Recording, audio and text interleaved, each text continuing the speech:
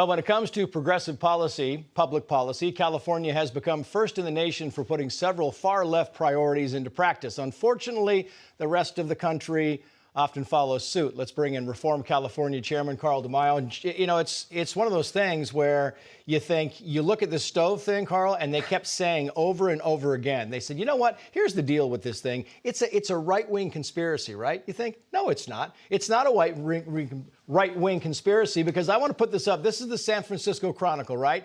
The Bay Area Quality Management District's board is expected to vote on the proposal at its March 15th meeting. The ban would apply to new construction and appliances that homeowners must replace starting in 2027 or 2027 for most water heaters, furnaces. The rules will be required water heaters and furnaces to be zero NOx emissions, which effectively is a mandate to go electric. They're going after stoves and barbecues and fireplaces, and you're going to be left with a Yule log, and that's all you're going to have, your TV screen. Well, okay, so people may remember 2 weeks ago, the Biden administration started talking about a ban on gas stoves. And this is all set against the narrative, the false narrative that somehow your gas stove is slowly killing you. Right. And so I figure, you know, take all the COVID masks and shove them on each of the burners and you're just fine. But people started rebelling against this nationwide, and the Biden administration very quickly pulled back.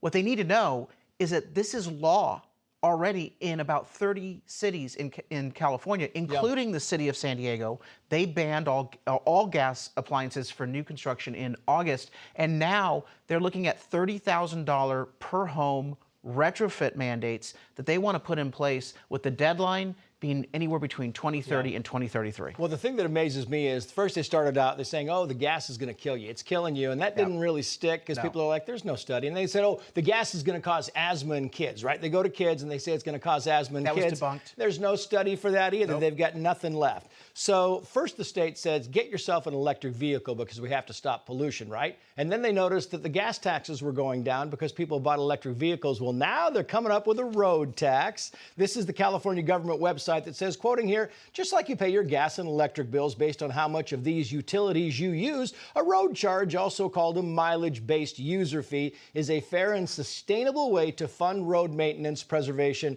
and improvements for all Californians. It's so nice to have these people looking out for us. These people are literally thieves. Look, we have the highest gas tax in the country. We have the highest car tax in the country in California.